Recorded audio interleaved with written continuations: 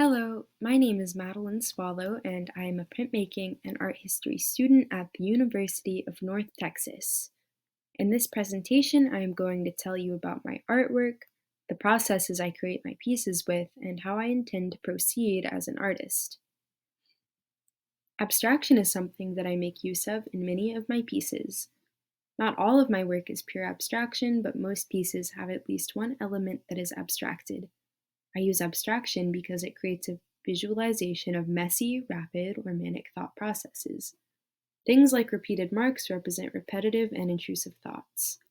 Thought process is the central theme in all of my work, and abstraction is a subtle but effective way to communicate my thoughts on the workings of the mind.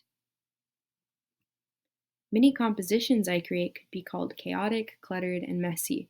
This is another way that I portray thought. Compositions with multiple clustered elements are a visualization of having many things on the mind at once. The viewer is not sure which part of the image to settle on, and this mirrors an inability to settle on a single thought or idea. This messiness also illustrates the idea of mania, a cyclical headspace that creates rapid thought and spontaneity.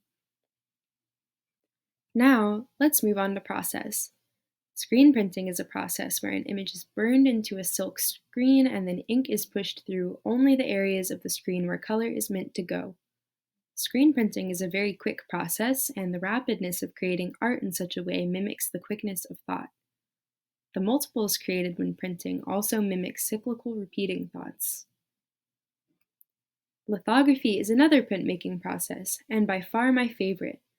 It is a process where a large slab of stone is drawn onto with oil-based material and then chemically treated to repel ink where the drawing material has not been placed. Lithography is a much slower process than screen printing, but still creates multiples and mimics repeated thoughts. Though I call myself a printmaker, I also create work using other processes. I often create images by first drawing or painting them onto paper and then digitally coloring them or simply smoothing their backgrounds. I also create lots of digital collages.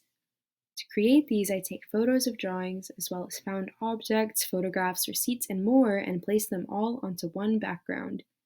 These pieces are similar to the compositions I make when printing, and their messy and crowded nature again conveys a sense of overwhelming and intrusive thought. Moving forward, I intend to continue to explore ways to print, as well as to explore more ways of combining analog artwork with digital artwork.